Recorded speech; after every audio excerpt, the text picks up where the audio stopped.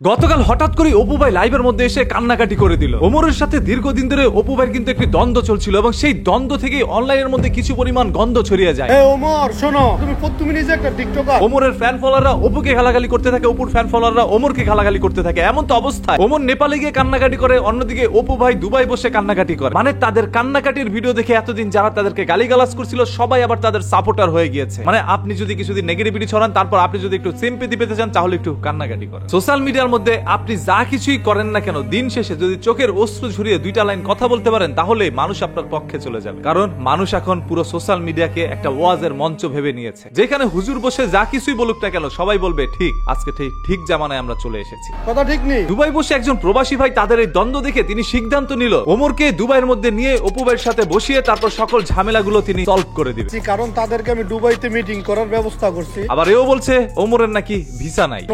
ওমরের দুবাইয়ের ভিসা নাই। এখন যদি ভিসাই না থাকে তাহলে ওমরকে কিভাবে নিবে? ওমর আর অপুকে নিয়ে আমি ভিডিও বানাইতেছি, কারণ তাদেরকে আমি দুবাইতে মিটিং করার ব্যবস্থা করতেছি। কারণ ওমরের দুবাইয়ের ভিসা নাই, আমার তো অল টাইমই থাকে বা আছে, আমার কার্ড আছে দুবাইতে তো অপু থাকে। তা আমি ওই ব্যবস্থাটা করতেছিলাম যাতে ওমরকে আর অপুকে মিলিয়ে দিতে পারি। বা ওমর তো সবাইকে নিয়ে ভিডিও বানায়, তবে ওমর ডাইরেক্টলি কাউকে নিয়ে ভিডিও বানায় না, সবাইকে বুঝাই দেয়।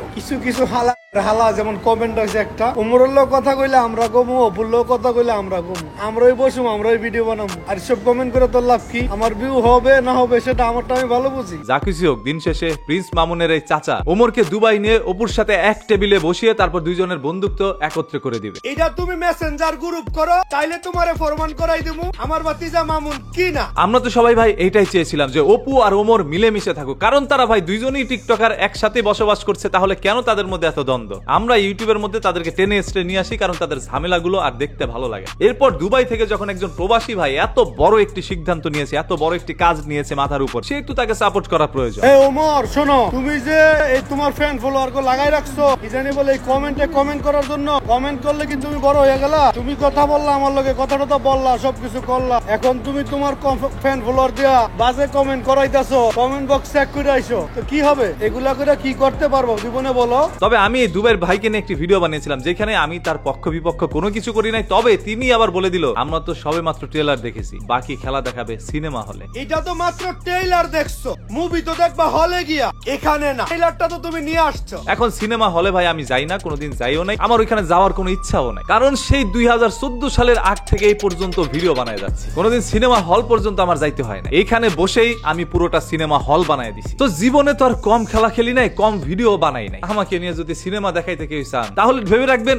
ওই মুভির ডিরেক্টর ছিলাম আমি। প্রডিউসারের দায়িত্ব হচ্ছে টাকা পয়সা দেওয়া, কিন্তু ডিরেকশন দেওয়া না। ওমরের বিষয়টা আমি সবাইরে ক্লিয়ার করে দিই। শুনে, তুমি নিজে একটা টিকটকার। ওমরের সাথে আমার যাই ঝামেলা, ভিডিও বানানোর 3 দিন পরই ঝামেলা শেষ। তবে তারা কান্নাকাটি করলো, মানুষ তাদের কমেন্ট বক্সে গালি মারে, হাসলো তাদের কমেন্ট বক্সে গালি মারে। কারণ দিন শেষে আর যা কিছু করুক, তাদের গা থেকে টিকটকার ট্যাগটা কিন্তু ভাই মুছতে পারবে না। যেহেতু তারা একজন টিকটকার, সেহেতু গালি হজম করতেই হবে। আর গালি হজম করতে করতে দুবাই গিয়ে ল্যাম্বরগিনির সাথে বসে মানুষকে বুঝাইছে আমি ল্যাম্বরগিনি কিনে ফেলছি। বাঙালি মানুষকে 2025 সালে এসো আপনি বোকা বানাইছেন। কোন নিউজ চ্যানেল পত্র পত্রিকা তাকে নিয়ে লিখতে গেল, ওইখানে কিন্তু অপু ভাই লেখে। কি একটা অবস্থা ভাই, এটার পিছনে রহস্য আপনারা অনেকেই জানেন না, না বুঝে তাকে গালিগালাজ করেন। একটা সময় অপু যখন রাস্তার মধ্যে বেরোইতো, তখন মানুষ তাকে হিজড়া বলতো, যার কারণে নামের পিছনে ভাই ট্যাগটা লাগায় অন্ততপক্ষে তার জেন্ডারের প্রমাণ দেওয়ার চেষ্টা করছে। সর্বশেষ কথা একটাই, এই সকল নাটকগুলো কবে থামলে আপনাদের কাছে ভালো মনে হয়, আপনারা একটু কমেন্ট করে জানান। নাকি নাটকটা আরো দীর্ঘস্থায়ী করতে চান, সেটাও একটু কমেন্ট করে জানান। দেখতেছি আপনাদের সবার মূল্যবান মতামত। ঝামেলা শেষ।